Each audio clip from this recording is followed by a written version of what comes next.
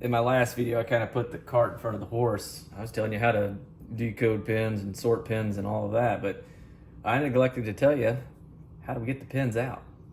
So that's kind of what this video is. I kind of learned a lesson there. You know, I should probably synchronize things a little bit better, but as I said, I'm learning as I go along. We got to get the pins out, and there's a number of different ways you can do it, a number of different tools you can use to do it, but I'm going to kind of show you what I use and how I use it. First things first, we're going to need some sort of ejector tool. This one right here is made by Medico. This is the best one in my opinion because in addition to every other core format out there, it also does X4 and key mark cores because the ejector holes in X4 and key mark have a smaller diameter than best, KSP, whoever. So this one tool, this one ejector tool will work every core you ever touch. If I were trying to use best tool, for example, their ejector tool, it's not gonna fit in here. So, you know, just use one tool that does everything, simplify things, less things you have to carry. In addition to that, these are made by Lab, kind of an exception to the rule. These will do X4 and key mark cores and allow you to knock out all 7, or in this instance 6 at once. A little bit bigger diameter than the X4, you can hardly see it, but it's enough that, you know, this is kind of a tight fit. But either way, both will work. If you ask me, this is probably the best if you're only going to buy one tool because, you know, there may become times where you pin up a core, you cap it, you should have checked it beforehand, but for some reason, whatever reason, it's not working. We're going to go chamber by chamber until we figure out the bad one, and then hopefully we only have to pin 1, 2, 3, 4, something like that, instead of the whole thing again. But if you only had one tool, this is the one to use. But when you're, you know, having to eject hundreds of cores at a time, something like this is going to save you time. So now that we got the tools out of the way to get it out, how do we do it? Okay, well, you don't need a dumping block or a capping block that also functions as a decoding and a dumping block and a staking and all of that. You don't need all of that. Worst case scenario, or minimalist as possible, you can do it in your hand. You know, I can knock it out, work through each chamber. Problem with this is that, you know, the pins are starting to go everywhere. Now imagine repeating that 100 times. Yeah, it's not going to be fun.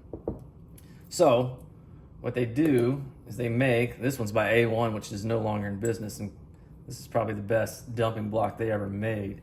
I mean, this thing's amazing. There used to be a removable red cap here. We got rid of it. We just used a hole cover because there's so much room in here. You can just dump it that way. You have to shake it around a little bit to get everything out of there, but you know, you don't have to pull it out every time. As opposed to this one, this is a Pro Lock one. I could put a 3/4 inch hole cover in there, but you know, it's a lot less volume, a lot less room than here. And on top of that, it's hard to pull those hole covers on and off. I can't dump these out of here because it functions as a decoding block, so each chamber hole is there. It's very hard to get those to come out of there that way. So, you know, I'm going to run with the A1 one until it dies, which hopefully will be a long time from now, but this is the best way to do it. This is the best one they've got. You can do it with this one. You just got to leave the decoding plug, whatever they call it, out of the way. But again, if I were to do this here, put it in there, same problem as doing it in hand.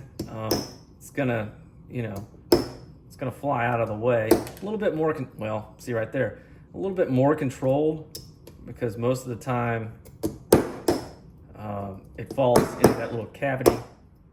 But again, I mean, I've got pins already going here and other ways, so not the best, but you know, of what's out there right now, this is probably the best you can get because nobody makes anything like what A1 used to do.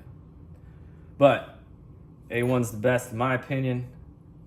Unfortunately, they don't make them anymore. I wish somebody would. But going back to the ejectors, obviously this one does it 1 by 1.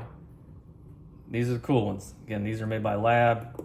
You line them all up in at once, kind of press it down against the pins to get it a good set, and then you just hit it a few times.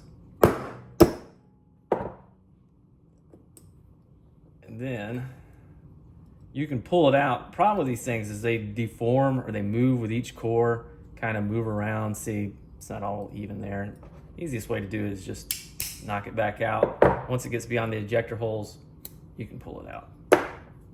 So if you're doing a lot at once, something like this from lab, it's going to be the best way to do it.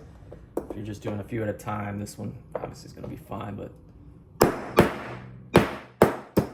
you know, getting there.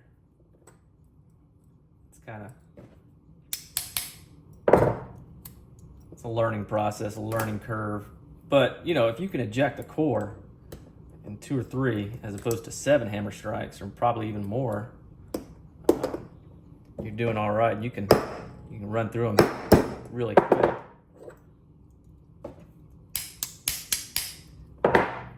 And I don't know what these are made of. I guess tool steel, something like that. They are not as tough as whatever Medico's using.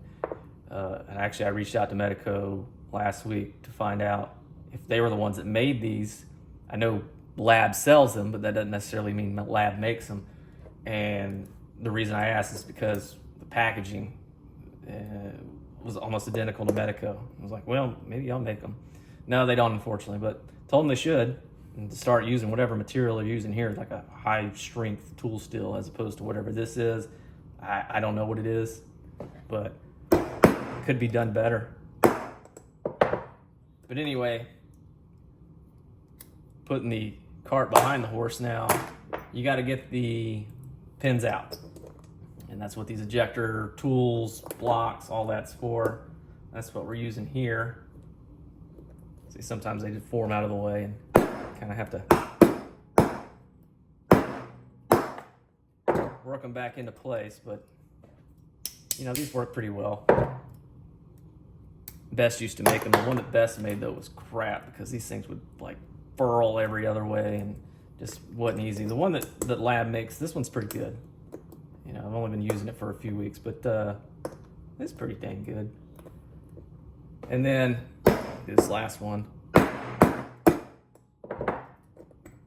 like I said, as opposed to the Pro Lock or any other ones out there right now, all my pins are stored right there. So then I take them into the mason jar of things to be sorted after the fact and dump them in there. Shift it around a little bit, but you know, you can probably get 15, maybe even 20 cores dumped out in there before you have to toss it, empty it out. So as far as collecting pins to be sorted after the fact one day, you can't beat this. So that is part 2 of sorting pins, actually talking about how to get the pins out of there. In a pinch, I suppose. Actually, I had to talk to Tim about this one day. He was doing a job for us up in North Carolina for my company, and he didn't have a ejector tool that would fit these holes. I think he had like the Best or A1 or Lab or whoever, individual tools, and they would not fit in this diameter. And in a pinch, you just take a smaller drill bit than the diameter of the chambers themselves, drill into it. That allows you to get something like a hook pick or one of those Carolina roller tools, and you can physically pry out the cap, and then from there you can dump them off. That's not efficient, time efficient, but if you're on a job or you only got a handful of cores you want to decode or get the pins out of, that's pretty much all you can do. But anywho, that's how you get them out.